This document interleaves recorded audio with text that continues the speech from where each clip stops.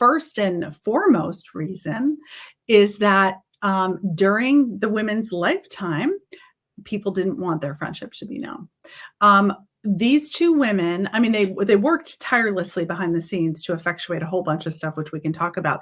But one of their other goals was to normalize equality. They wanted people to see a Black and a white woman together, going to each other's houses for dinner, having a bite to eat at a restaurant, supporting each other at conferences and meetings, at award ceremonies. This was a time period when Black and white people weren't supposed to eat together. They weren't supposed to shake hands. They weren't supposed to touch. And despite the efforts that these two women put into being publicly together, being publicly friends, that was almost never reported in the mainstream media.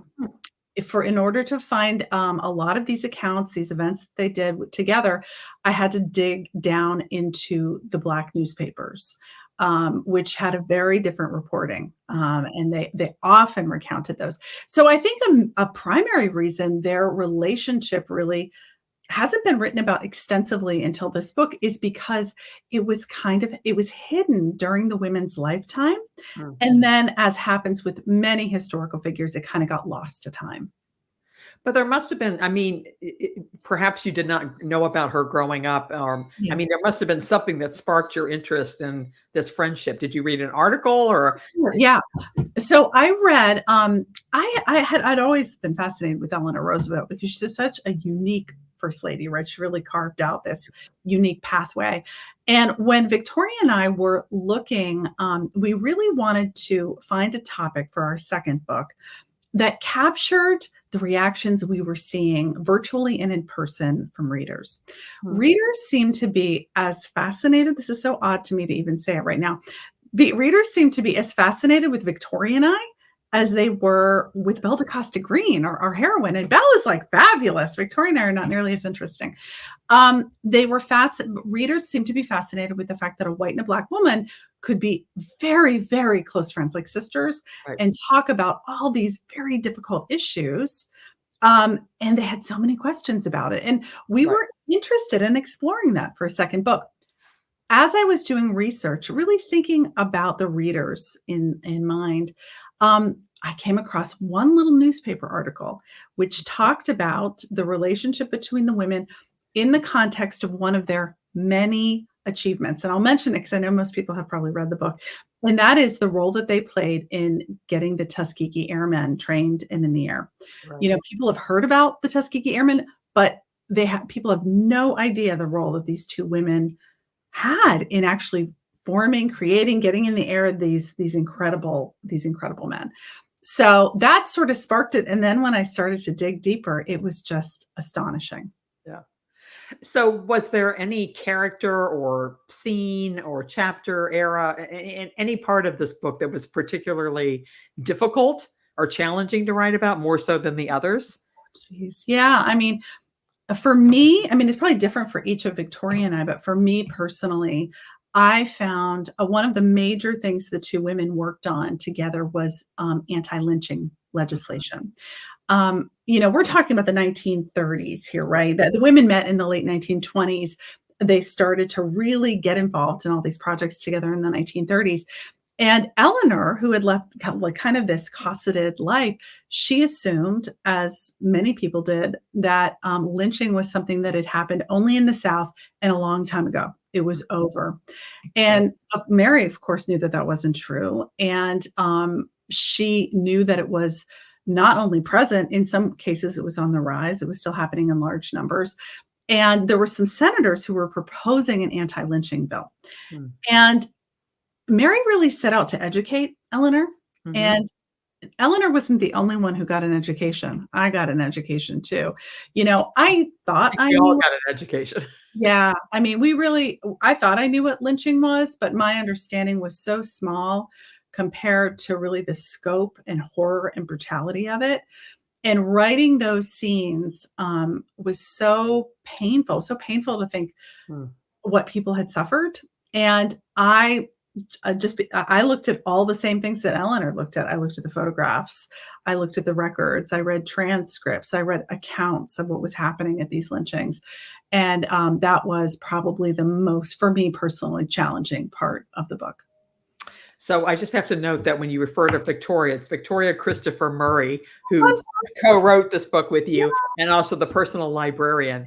And she's my I'm sister. just curious as to how, so you wrote the personal librarian together, and then you said, I want to do this again with this Oh, yeah. person, you know? Um, it's interesting to me because you've written so many books just on your own as well, Mhm. as Yeah. everybody knows. I mean, how is it writing with this woman now twice that Yeah. you've done this compared to just being on your own? It's it's different and it's magical. Really?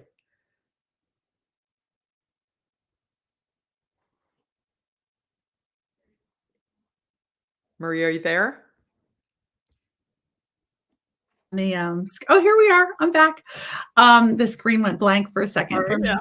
Um, it's been the most transformative experience, most transformative writing experience. Really? You know, writing these books and talking about really difficult racial issues, um, has really required us to talk about all those difficult racial issues. Right. You know, a lot of the book, The First Ladies, is really grounded in the historical record, but there's always things that we don't know, conversations that took place, disagreements.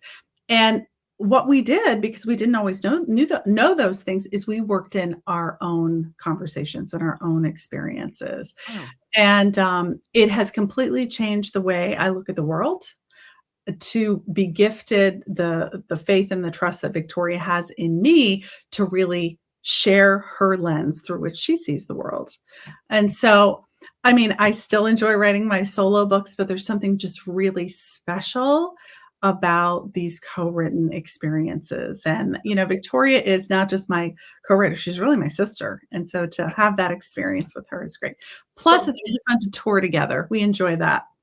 so when did you first meet Victoria? How did you guys come in contact with each other in Oh the beginning? gosh, it came through the writing of the personal librarian. I But when I mean, I how did you meet each other before that? You wrote that together, but I mean, how did you We did not connect? know each other before that.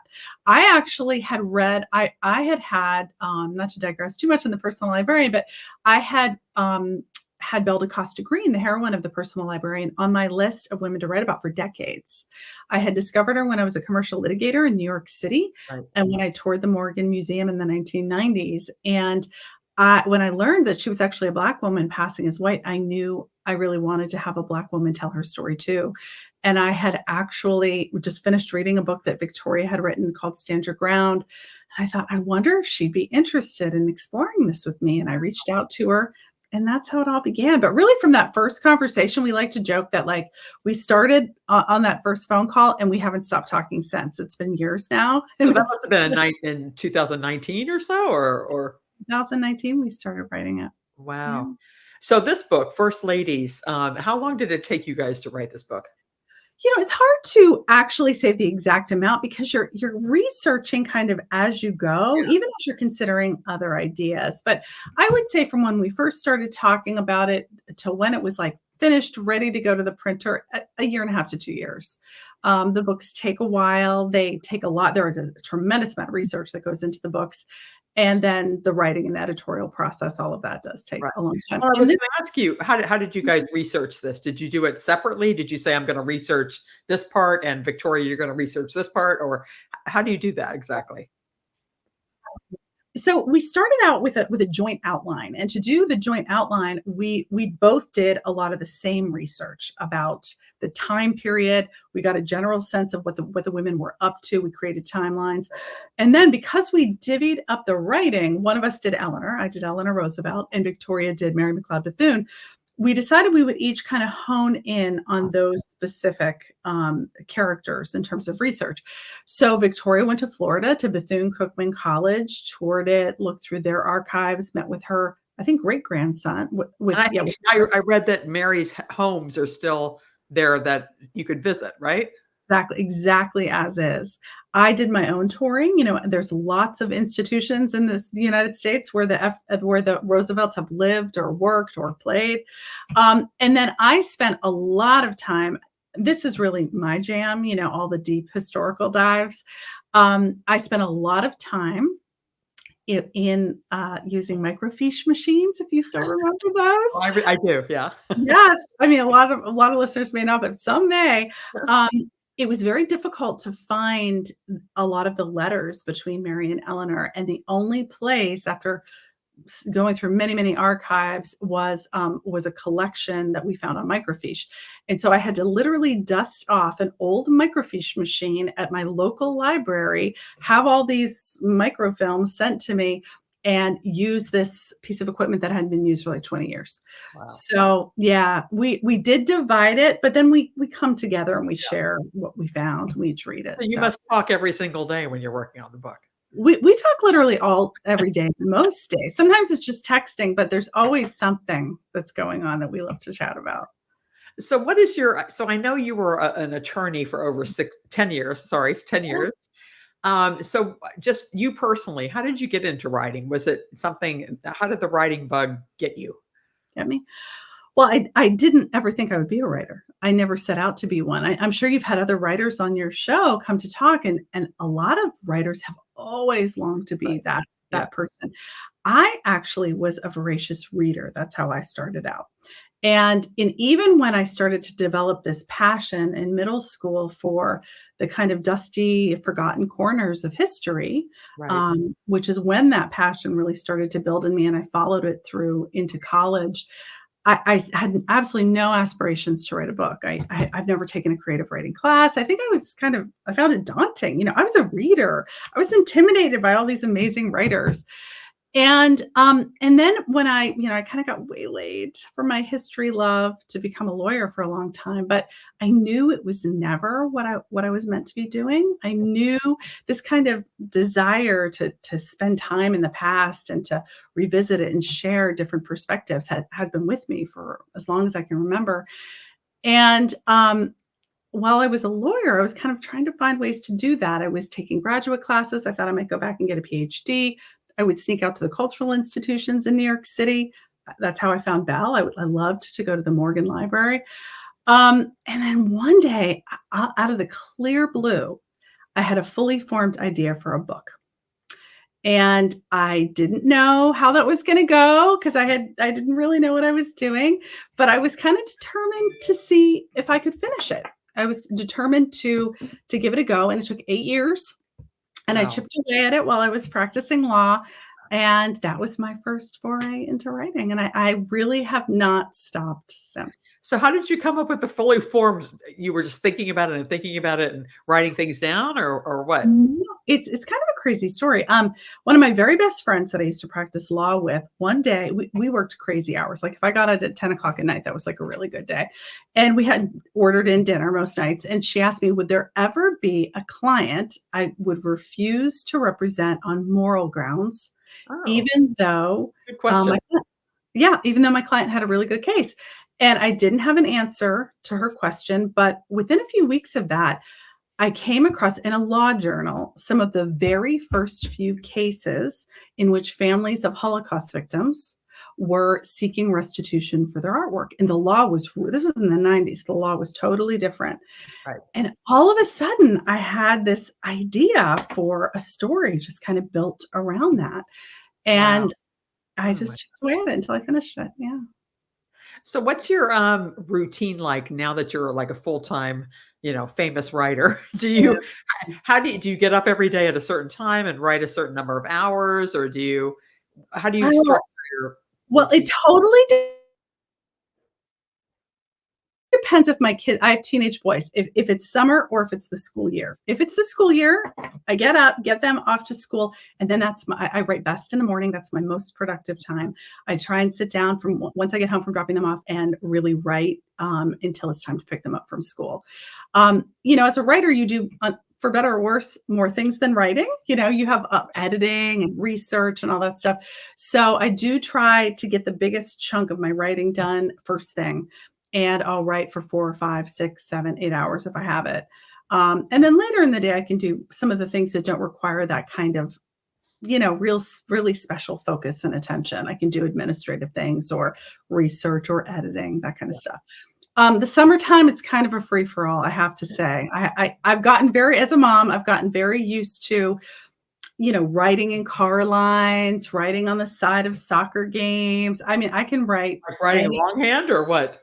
I bring my computer with me everywhere. Oh, every I really do. People know now, they know. Like if I'm sitting there, I'll talk to you and I'll watch the game, kind of, but I'm also typing. So Do people, I mean, you're quite famous now. Do people come up to you at those soccer games or whatever and say, "Hello, I'm a fan," or what? you know what? I don't think most people know who I am in my town because I write under a different name than the name I'm mostly known as. So I don't even think most people know. Oh, But for those people who do, my friends and stuff, you know what? We'll talk about my writing, but we talk about a lot of kids stuff too.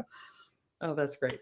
Like Um, any. so so I asked the book club members like what they would want me to ask you, and I know that they want to know what authors do you look up to?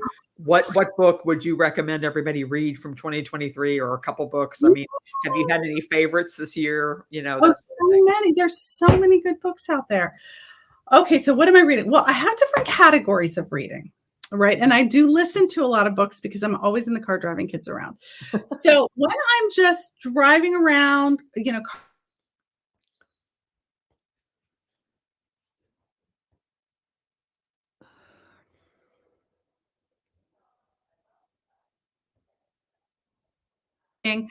could you hear me just then? I can hear you now. Yep. Okay, great. Richard Osman and the Thursday Murder Club is just super fun. I don't know Yeah. if you guys know that one. And there's some other fun mysteries by Anthony Horowitz, which I enjoy. But in terms of authors that I've read recently this year that were super inspiring, I loved Zadie Smith's new book. I think it's called Fraud. It was really good. I haven't read that one. Oh, really good. And I do have Lauren Groff's new book, which I'm looking forward to reading. And I'm looking at my list right now. I'm sorry. I also absolutely loved, let me get my newest ones out. I loved Rebecca Mackay's I Have Some Questions for You. I thought that was Mhm. so good. And I love the other one that I just read. Oh, I loved James McBride's The Heaven and Earth Grocery Store. That was really a good read. Those I just read in the past like month and a half. Oh my If god. you need more recommendations, I've got lots more to go. Well, you're a member of the Girlfriend Book Club, so you can post them there too. Yeah, put 'em there. So, There's who could you see playing Eleanor and Mary in a movie version of this book? That's such a good question. I think Octavia Spencer would be an amazing Mary McLeod Bethune. I love her. I think she's such a talented actress. And Mary really requires a certain amount of tenacity and toughness. And I think she'd be great. Eleanor's a little bit more challenging because she's such an unusual mix of like vulnerability and innocence Right. and that kind of borrowed toughness that she got from Mary. Mary was they were very good friends, but in some ways, Mary was kind of like a mentor to her. She really she helped educate Eleanor in so many ways about what was going on in their country, but she also showed her the many ways to get things done and how to never take no for an answer. There's always so many ways to get at a problem and to make progress. I don't know who I would pick for her. There's so many good possibilities. Is there talk of a movie or a TV series about this book? There's always interest, but I do have to say Hollywood moves at a very different pace. And of course, now with all the strikes and everything that have happened, all the things that were in the pipeline are majorly stalled. And so I'm just kind of we have some things that we already have options and there is interest, but even those are, they're well behind in terms of their own progress. Well, Lessons in Chemistry was a previous Girlfriend Book Club pick, and now that's an Apple TV I know series. that was fast. That was so fast. It That was was so. really fast. Yeah. Oh my gosh, what a fun book, and what a great message as Yeah. well. It was great. Bonnie Garmis just delivered that so expertly, and I just admire that book so much. It's So terrific. was it difficult to write from Franklin Roosevelt's point of view? Was it the Ugh, dialogue and everything? I mean, I have to really admire you guys for pulling that off. trying it. You know what? I have to say what's interesting about this book, which is not always true about the people I write about, is that there's actually not only is there a lot of original source material, right? You have letters and journals and all that kind of stuff, which is so helpful for conjuring the person and bringing the person, really developing that voice, right? But unlike almost not all, but almost everyone I've written about, I had video and I had radio. And it allowed me to form, very specific voices in my head and images, and it was tremendously helpful. And that is very unusual. Usually the people I write about, they're either really unknown, and so there's nothing like that about them, or it's so far back that there's not a lot of footage. Um, or because they're a woman, there's not as much kept about them as there would be a man. So that was a real treat, and that really helped. And in fact, there's even people can find it if they Google it, an amazing radio interview between Eleanor Roosevelt and Mary. Really? Uh, Huh. yes, it is Wow. magic. Eleanor's interviewing Mary for something on, I think, a radio show she hosted Yeah, for a time. And oh my gosh, I would listen to that over and over as I kind of conjured them up. that's amazing. Yeah, Um, it's really beautiful. so how was this different than writing The Personal Librarian? Was it kind of the same? Like, It was the same and different. I mean, our process was the same in terms of the level of research, the way in which each one of us participated in the structure, creating the structure of the story, the writing of the story, the way that we each took chapters and switched them after we were done, so each person could weigh in.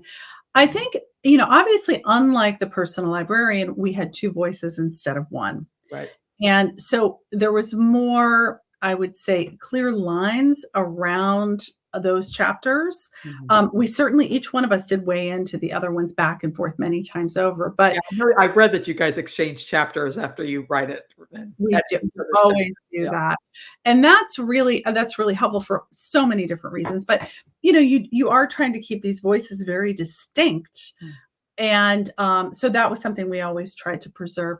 I think in some ways, another difference in writing this book versus the personal librarian is that while with the personal librarian, we obviously talked about a lot of really difficult issues. I mean, the very fact that Belle had to pass was, right. fraught with racial dilemmas and divides. But I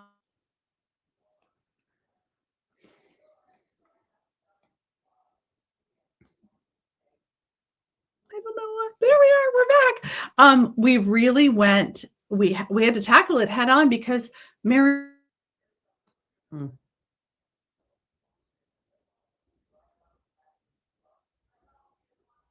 equality advocate for to make sure that the black population had as many right. advantages as the white population, and so that really required us to talk about those issues in even more depth, I think, than we had before. Another difference is we went from having almost no original source material with Belle Costa Green to having this like Ton. huge abundance of it with Eleanor, not as much with Mary. So that was the difference too. But I feel at the core, the way we approach it is the same because what the goal that we both share is that we want to tell the story that Right. best honors the women. Yeah. And so that is unchanged. And I really admire that goal, I have to say. Thank Just you. 2 more quick questions. So everybody's gonna wanna know, what are you working on now? Oh gosh. Well, I mean, I will say Victoria and I do have two more books in the works. I will say Really? that. Yeah, I'm not allowed to say what they are. This is so unusual for me. I usually am allowed to talk about it. And I even have Great. two other, I have multiple of my own books, solo books that are in the works. Again, I'm not allowed to talk about that, what the topic of those are. And I'm doing a middle school series Wow, that's about women. amazing. Yeah. But So 2 more books with Victoria, that's incredible. I know, I'm so excited. We Oh, she can't get rid of me, and I'll never leave her, so as long as people wanna read them. There oh, are so many beautiful stories about the right. intersection of Black and white people coming together that, So important. I mean, we could tell stories forever. forever. Oh my gosh, that's amazing. Okay, one more question. I think I asked this of you the last time you were here, but besides writing and reading, what do you love to do for fun with your girlfriends? I What do you love? do I do love to travel. Now, lately, I will say most of my travel has been work related or just family related. But boy, if I can get a girls' trip going, I absolutely love it. And I'm the oldest.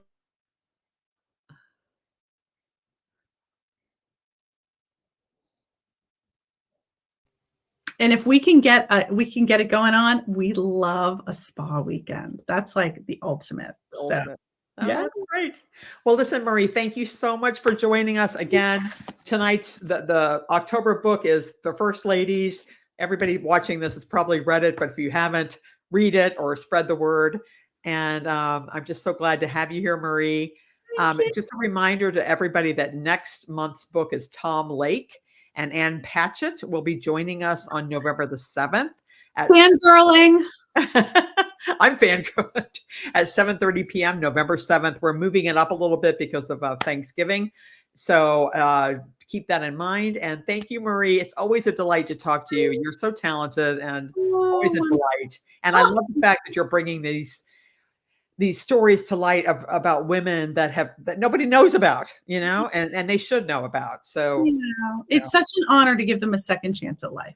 yeah. Yeah. So thank you so much. Good Thank night, you. everybody. And stay on the Girlfriend Book Club. I'm going to be posting conversation starters as I always do, so you guys can talk about the book amongst yourselves. So thank you, everybody. Good night, Marie. Thank you. Thanks for having me.